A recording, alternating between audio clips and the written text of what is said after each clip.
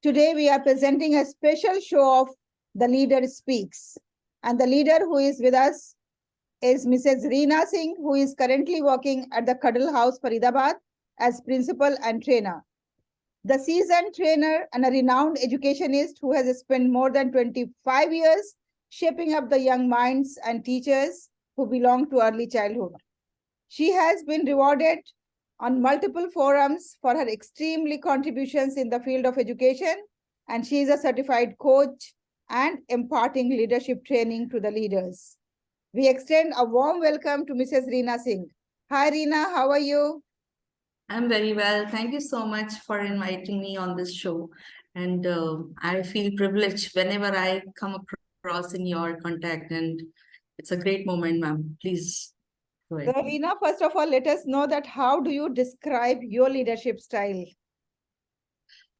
So I always believe that whatever you are, it should be reflected everywhere. So if I look at my personality, if I'm at school or at home, doesn't matter. My leadership style is same, which is empathetic leadership.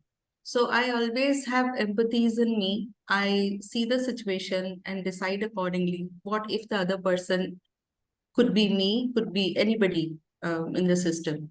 So this empathetic leadership gives me a perspective of, oneness, that yes, who all are there around you, it's just one of you.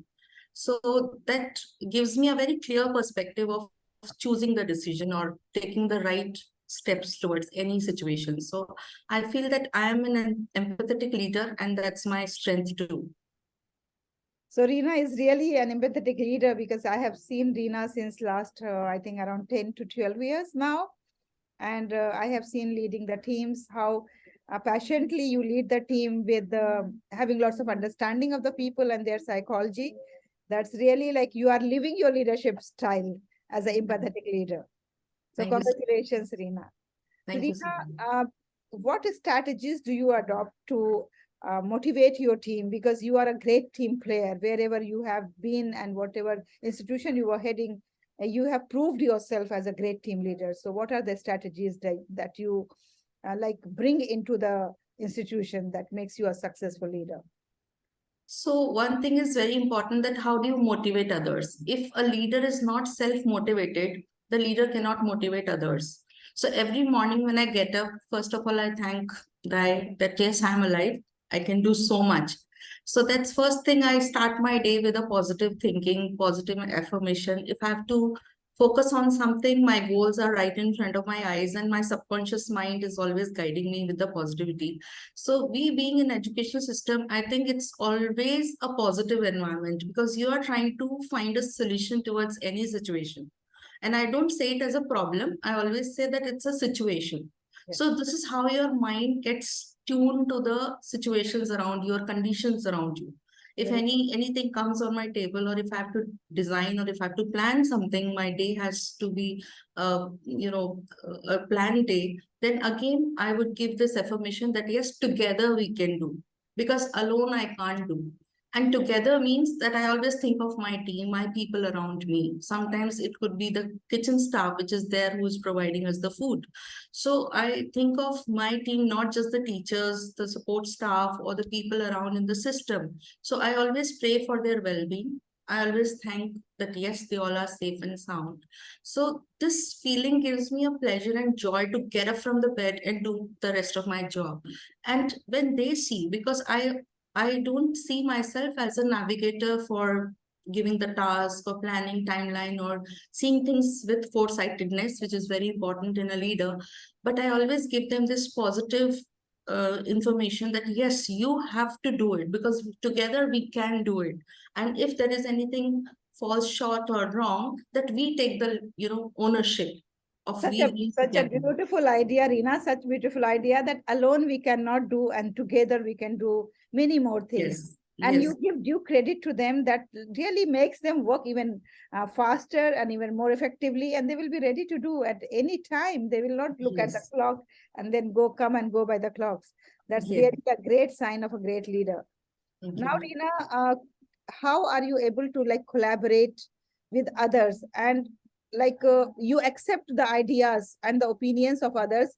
Uh, at any moment of time, don't you feel that like sometimes the ego comes in between and the leader thinks that how the people who are not in the leading position can give better ideas than me? And at times I have seen in the institutions that the leaders, they are not ready to accept better ideas given by them who are not in the leading position, and that's why the institution suffers. So how Yes. are you dealing with such situation? How are you able to accept the ideas? So I feel that I'm very good with interpersonal relationship. So if you treat your team as a family, then there is no question of ego. There is always a prior focus on self-respect. And everybody can give different perspective. Everybody can have different views and better views, of course. So we learn a lot of things from our younger generations. My own children teach me a lot of things. So if I can accept that perspective, that ideas, then why not in my team or the people around me? Even the gardener can give me better understanding about the plants. So one has to come down to the level of understanding and learning. I think the leader, they feel that I know it all. And that's where you're gone. If you think that I am a learner, there is a learner inside me who is always craving for learning, then there's no question of ego. There is no question of giving rewards to other one. So in our school, when we cheer, we make a smiley for the learners for every step, whatever they achieve.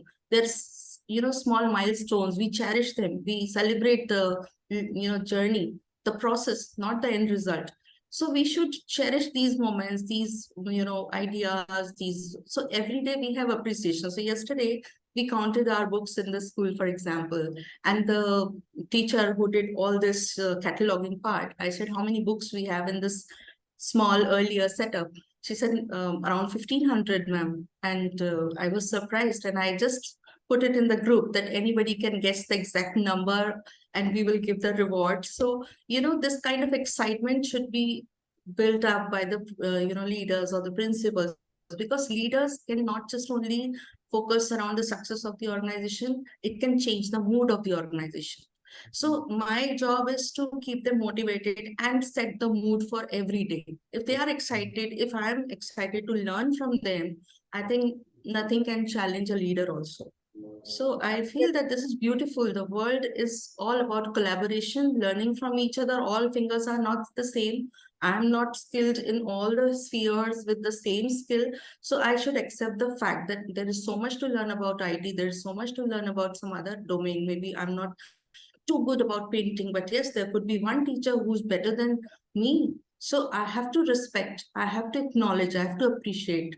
And this appreciation is the key. And we should do that. Thank you, Reena. Thank you. You are such a noble soul. I must say that you are a real leader who believes in the empathy, who believes in service, who believes like by raising others, we raise ourselves. By elevating others, we elevate ourselves.